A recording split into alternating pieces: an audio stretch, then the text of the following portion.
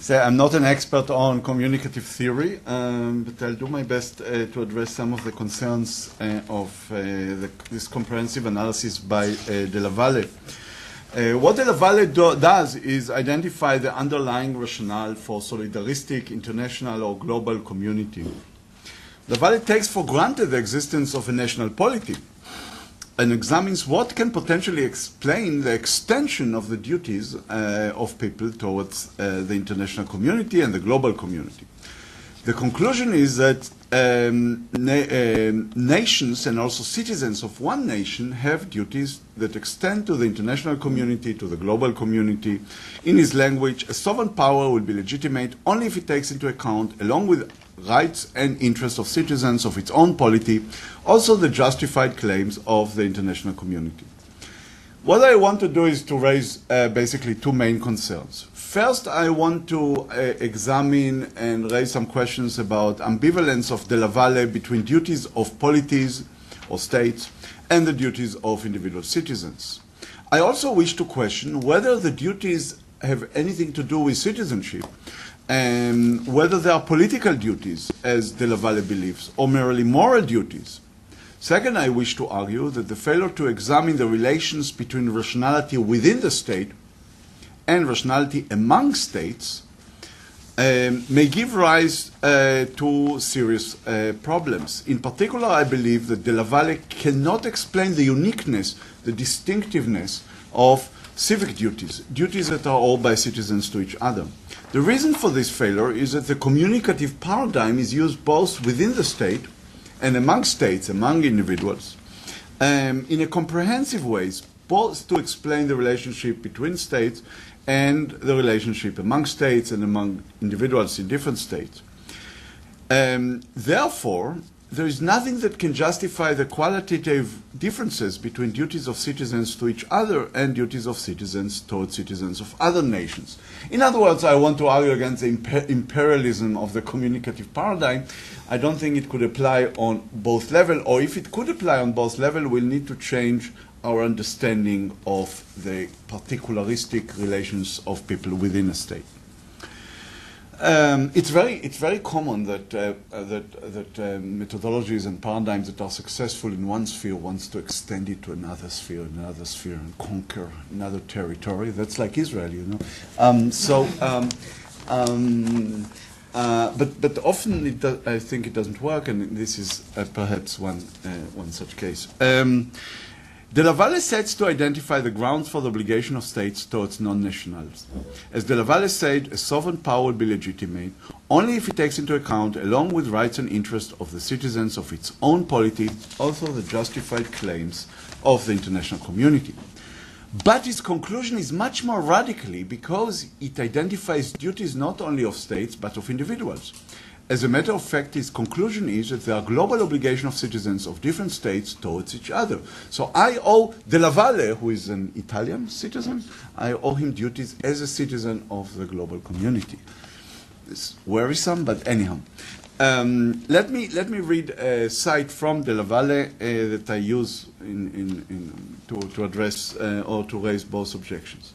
Indeed, from the communicative perspective, since every individual is always involved in different forms of interaction, as a citizen with the other citizens of his or her political community, and as a human being with all other fellow humans inside as well as outside her community, the legitimacy of a sovereign public power is guaranteed only if it comes from the governed, not only in their roles of citizens of a polity, but also in their no less important position as citizens of the cosmopolis, or simply as human beings.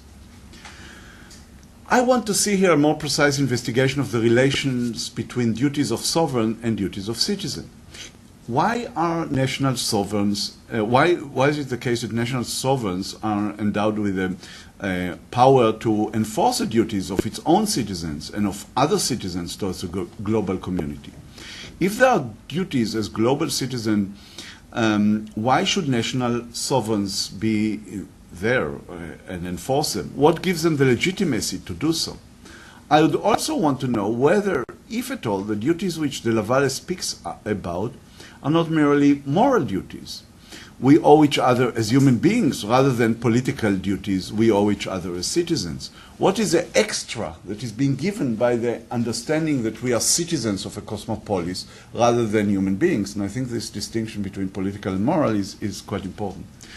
To sum up these concerns, I find De La Valle analysis not sufficiently precise, both with respect to the relations between the duties of individuals and those of states, and not sufficiently precise with respect to the question of the significance of political duties of global citizens in establishing the relations between individuals belonging to different nations, as opposed to merely moral duties among human beings. Let me turn to a second concern. De La Valle uses the communicative paradigm to justify the existence of global duties. To explain my concern, let me read again the same passage cited above. De La Valle argues, indeed, from the communicative perspective, since every individual is always involved in different forms of interaction as a citizen with other citizens of his or her political community, and as a human being with all other fellow humans inside as well as outside his or her community, the legitimacy of a sovereign public power is guaranteed only if it comes from the governed, not only in their roles as citizens of the polity, but also in their no less important position as citizens of a cosmopolis, or simply as human beings. If we take this point of view, the legitimacy of sovereignty has a two-level structure, a domestic and a cosmopolitan. Thus, a sovereign power will be legitimate only if it takes into account, along with rights and interests of the citizens of its own polity, also the justified claims of the international community. It seems that all our relationship with others are governed by communicative paradigm. But if this is the case, it seems hard to see the uniqueness and distinctiveness of the relations within a state. It seems to me that the logical implication of this analysis is that there is no qualitative difference between our relationship to other citizens and to our relationship of citizens of other nations. Yet we all know that there is a fundamental difference between our relationship within the state and outside the state. For instance, current practices, I speak about current practices, yeah, one may challenge them. Current practices, for instance, maintain that there is a much greater duty of redistribution within the state, yeah? And that there is much greater duty of protecting and helping and so on, people from within one jurisdiction. So we do think, and there is, of course, one exception, maybe this is the reason for your analysis, this is the European Union, of course. This is European Union is... I don't know whether it is an exception. I don't know, but I regard it as an exception. We all, as Israelis, we all want to join the European Union. We envy the European Union. You think so? Eyal doesn't.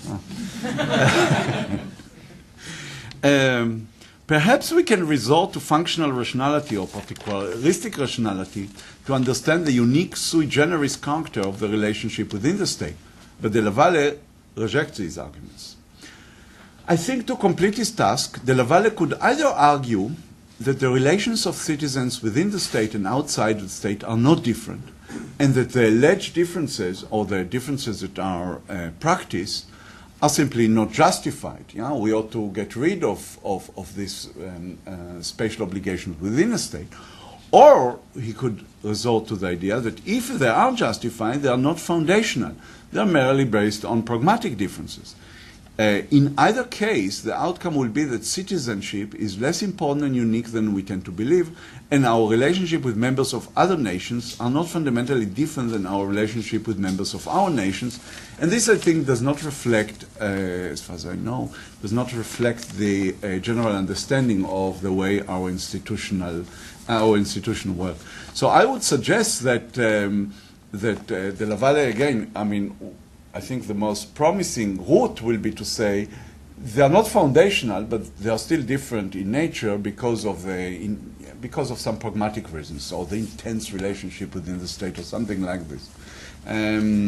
This one way, but perhaps I'm slightly skeptical that this would work.